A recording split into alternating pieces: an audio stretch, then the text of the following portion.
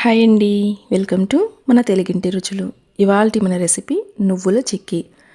నువ్వులు బెల్లంతో చేసే ఈ చిక్కీ ఆరోగ్యానికి చాలా చాలా మంచిదండి. ముఖ్యంగా ఆడవారు తప్పక తినవలసిన ఒక హెల్దీ ఫుడ్ అండి.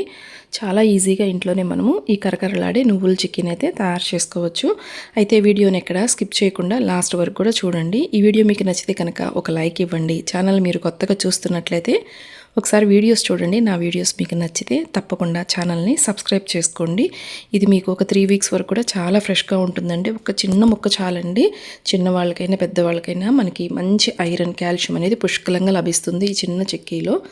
తప్పకుండా ట్రై చేయండి. చూడండి, నేను ఒకటి విరిపి కూడా చూపిస్తున్నాను. చక్కగా కరకరలాడుతూ ఉంటుంది, సాగకుండా. ఒకసారి తప్పక ట్రై చేయండి. ఇక ప్రాసెస్ చూసేద్దాం. ఫస్ట్ స్టవ్ మీద ఒక కడాయి పెట్టుకోండి. అందులోకి నేను చూపిస్తున్నాను కదండి, ఇక్కడ మెజరింగ్ కప్ తోటి ఒక కప్పు తీసుకున్నాను. మీరు కొలత కోసం ఏదైనా చిన్న గిన్నె కానీ గ్లాస్ కానీ కొలత కింద పెట్టేసుకోండి. వీటిని అయితే లో ఫ్లేమ్లో పెట్టుకొని ఒక 4-5 నిమిషాల పాటు వేయించుకోండి. ఇవి వేగే టైంలోనే కొంచెం వాటర్ తీసుకోండి. జస్ట్ చూపిస్తున్నాను కదా, లైట్గా ఇలాగ వాటర్ని పైన పైన ఇలాగ చిలకరించండి. మీకు చక్కగా వేగుతాయండి ఈ నువ్వులు అనేవి. ఇవి వేగడానికి ఒక 4-5 నిమిషాల కంటే పెద్దగా టైం పట్టదండి. ఇవి కొంచెం మనకి చిటపట్లాడుతూ ఉంటాయి. అలాగే కొంచెం కలర్ కూడా లైట్గా చేంజ్ అవుతూ ఉంటాయి. ఆ టైంలో స్టవ్ ఆఫ్ చేసేయండి. స్టవ్ ఆఫ్ చేసేసి ఈ నువ్వులు మొత్తాన్ని కూడా ఒక ప్లేట్లోకి తీసేసుకొని పక్కన పెట్టేసుకోండి. ఇవి కంప్లీట్గా చల్లారాలండి. నెక్స్ట్ అదే కడాయిలోకి 1/4 కప్పు నుంచి కప్పు వరకు బెల్లం వేసుకోండి. నేనైతే ఒక 1/4 కప్పు తీసుకున్నానండి. మీరు కొంచెం స్వీట్ ఎక్కువ ఇష్టపడే వాళ్ళైతే ఒక కప్పు వరకు అయినా తీసుకోవచ్చు. అలాగే ఒక హాఫ్ టీ గ్లాస్ కంటే కూడా కొంచెం తగ్గించి నీళ్ళు తీసుకోండి. చాలా కొంచెం వేసుకోండి. ఎక్కువ నీళ్ళు వేసుకుంటే మనకి పాకం రావడానికి కూడా ఎక్కువ టైం పడుతుంది. ఇలాగ మీడియం ఫ్లేమ్లో పెట్టుకొని ఫస్ట్ బెల్లం మొత్తాన్ని కూడా కరిగించుకోండి. ఇలా బెల్లం మొత్తం కరిగిన తర్వాత స్టవ్ ఆఫ్ చేసేసి మరొక గిన్నెలోకి ఇలా ఫిల్టర్ చేసేసుకోండి. బెల్లంలో మనకి నలకలు కొంచెం ఈ డస్ట్ అనేది ఎక్కువ ఉంటుంది కదండి. సో ఒక్కసారి అయితే ఇలాగ ఈ బెల్లం పాకాన్ని అయితే ఒకసారి ఫిల్టర్ చేసుకోండి. అలాగే పాకం కోసం స్టవ్ మీద గిన్నె పెట్టాం కదా, ఆ గిన్నెని కూడా అంటే కడాయిని కూడా ఒకసారి నీళ్ళతోటి క్లీన్ చేసేసుకోండి. ఇప్పుడు ఫిల్టర్ చేసుకున్న ఆ పాకం మొత్తాన్ని కూడా కడాయిలోకి వేసుకొని లో ఫ్లేమ్లో పాకాన్ని అయితే తయారు చేసుకోవాలండి. ఈలోపు మనము ఈ చెక్కి మనం స్ప్రెడ్ చేసుకోవడానికి ఏదైనా ఒక ప్లేట్ కానీ లేదంటే మీ దగ్గర బటర్ పేపర్ ఉంటే బటర్ పేపర్ కానీ తీసుకోండి. కొంచెం ఈ విధంగా నెయ్యి రాసేసుకోండి. పాకం మనకి ఆ చిక్కీ అనేది అతుక్కోకుండా ఈజీగా ఊడొచ్చేస్తుంది. అలాగే ఒక చిన్న గిన్నె కొంచెం అడుగు ఫ్లాట్గా ఉండే ఒక గిన్నె తీసుకుని గిన్నె అడుగు భాగానికి కూడా ఇలాగ నెయ్యి రాసేసుకొని పక్కన పెట్టేయండి. పాకం మనకి ఒక 4-5 నిమిషాలు పాటు అలా ఉడికిన తర్వాత కొంచెం లైట్గా చిక్కబడటం స్టార్ట్ అవుతూ ఉంటుందండి. ఆ టైంలో ఒకసారి పాకాన్ని అయితే చెక్ చేసుకోండి.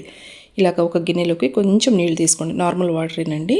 కొంత పాకాన్ని ఈ విధంగా గిన్నెలోకి వేసుకొని చూస్తే మీకు అర్థమవుతుంది. చూడండి, పాకం సాగుతూ వస్తుంది కదా. సో మరి కొంచెం సేపు అయితే ఉడికించుకోవాలి. పాకం మెత్తగా ఉంది, అలాగే సాగుతుంది. చేతులకు పట్టుకోవడానికి కూడా రావట్లేదు కదా వేళ్ళకి. సో 4-5 నిమిషాల పాటు ఉడికించుకోండి. ఈలోపు కొంచెం యాలకుల పొడి వేసుకోండి. మీకు ఇష్టం ఉంటే కనుక ఒక 1/4 టీ స్పూన్ యాలకుల పొడి, అలాగే కొంచెం నెయ్యి వేసుకోండి. ఇలాగ నెయ్యి వేసుకోవటం వల్ల మనకి చిక్కీ అనేది కొంచెం షైనీగా మెరుస్తూ కనిపిస్తుందండి. ఇలాగా యాలకుల పొడి కొంచెం నెయ్యి వేసిన తర్వాత మీరు ఉడికించుకోవాలి. మరొకసారి పాకాన్ని ఒకసారి చెక్ చేసుకోండి. ఇప్పుడు చూడండి, పాకం మరింత చిక్కబడింది కదా. కొంచెం మనకి ముదురు పాకం, కలర్ కూడా లైట్గా చేంజ్ అవుతూ ఉంటుందండి. ఆ టైంలో చూడండి, కొంచెం పాకాన్ని వేసుకొని ఈజీగా మనకి కొంచెం గట్టిగా హార్డ్గా అయిపోయినట్లు ఉంటుంది. పట్టుకుంటే మీకు తెలుస్తుందండి, కొంచెం గట్టిగా అనిపిస్తుంది పాకం ముద్ద కూడా. అలాగే ఇలాగ గిన్నెలోకి వేసి కొడితే కొంచెం సౌండ్ అనేది వస్తుంది. ఇలాగ వచ్చింది అంటే కనుక కరెక్ట్ పాకం అండి. ఇప్పుడు ఇలా ఒకసారి బాగా కలిపేసేసుకొని మనం ఆల్రెడీ ఈ ఫ్రై చేసుకున్న ఈ నువ్వులు ఉన్నాయి కదా, ఈ నువ్వులు మొత్తాన్ని కూడా వేసేసుకోండి. ఇలాగ నువ్వులు మొత్తం వేసుకున్న తర్వాత ఒకసారి ఇలాగ కలిపేసేసుకోండి. అలా పైనే కలిపేసేసి ఇక స్టవ్ ఆఫ్ చేసేయండి. స్టవ్ ఆఫ్ చేసి ఇక ఇమీడియట్గా బాగా కలుపుకోవాలండి. మనకి ఆ కడాయికి అంచుల వైపు ఉన్నది కూడా అది కూడా చక్కగా వచ్చే విధంగా ఒకసారి ఈ విధంగా వీడియోలో చూపిస్తున్న విధంగా మొత్తం కూడా బాగా కలిసే విధంగా కలిపేసేసుకోండి. ఇక ఇమీడియట్గా దీన్ని మనము ముందుగానే నెయ్యి రాసి పెట్టుకున్నాం కదండి, ఆ ప్లేట్లోకి వేసేసుకొని స్ప్రెడ్ చేసుకోవాలండి. ఏమాత్రం లేట్ అయినా కూడా మీకు గట్టిగా అయిపోతుంది, స్ప్రెడ్ చేయడానికి వీలుగా ఉండదండి. చూడండి, ఇలాగా ఇమీడియట్గా బాగా కలిపేసుకున్న తర్వాత ఇమీడియట్గా ఆ ప్లేట్లోకి వేసేసుకోండి. నెయ్యి రాసి పెట్టుకున్నాం కదా, చక్కగా జరుగుతుందండి. ఇన్ కేస్ మీకు కనుక పాకం బాగా గట్టిగా ఉంది, స్ప్రెడ్ అవ్వట్లేదు అనుకోండి, ఈ ప్లేట్ని ఒక్కసారి స్టవ్ మీద పెట్టేసుకోండి. లైట్గా ఒక్క 5 సెకండ్స్ అలాగా స్టవ్ మీద పెట్టేసుకొని కొంచెం మెల్ట్ అవుతుందండి ఆ బెల్లం, అప్పుడు మీకు ఈజీగా స్ప్రెడ్ అవుతుంది. వేడిగా ఉన్నప్పుడే ఇలాగ నైఫ్ తోటి మీకు కావలసిన సైజులో ఇలాగ ఘాట్లో పెట్టేసుకోండి. ఇలాగ కట్ చేసుకున్నారంటే ఇది ఆరిన తర్వాత నీట్గా మనకి పీసెస్ అనేవి వస్తాయండి. కంప్లీట్గా చల్లారాలి. ఇలా కంప్లీట్గా చల్లారిన తర్వాత నేను మీకు ఇక్కడ చూపిస్తాను చూడండి. చక్కగా అచ్చు కూడా లేచి వచ్చేస్తుంది కదా, మనం నెయ్యి రాసి పెట్టుకున్నాం కదా, సో ఈజీగా వచ్చేస్తుందండి. ఆల్రెడీ ముందుగానే మనము నైఫ్ తోటి ఇలా ఘాట్లు పెట్టేసుకున్నాం కదా, చిక్కీ కూడా చూడండి మనకి పర్ఫెక్ట్గా కరెక్ట్ షేప్లో వస్తుంది. చూస్తున్నారు కదా, తప్పక ట్రై చేయండి. వీడియో మీకు నచ్చితే కనుక లైక్ చేయండి. ఛానల్ని కొత్తగా చూస్తున్నట్లయితే ప్లీజ్ సబ్స్క్రైబ్ చేయండి ఫ్రెండ్స్. Thanks for watching.